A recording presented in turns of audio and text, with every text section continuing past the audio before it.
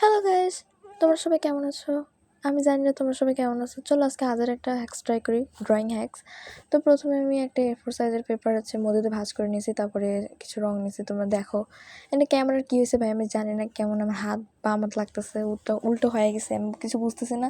তোমরা একটু ম্যানেজ করে নিয়ে এগুলা, মানে ক্যামেরার ফ্রেমও ছোটো হয়ে গেছে, আমি কিচ্ছু বুঝতেছি না। যাই হোক, তারপর আমি কিছু রং নিয়ে দিতেছি প্রথমে এই জায়গা।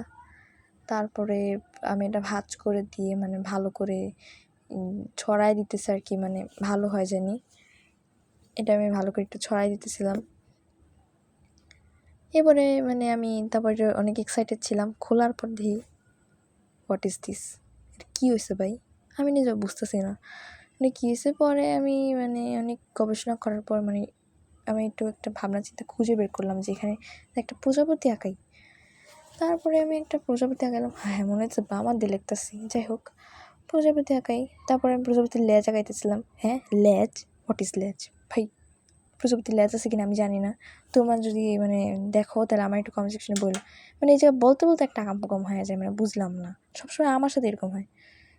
কী বানাইছে তোমরা থাকো জায়গা।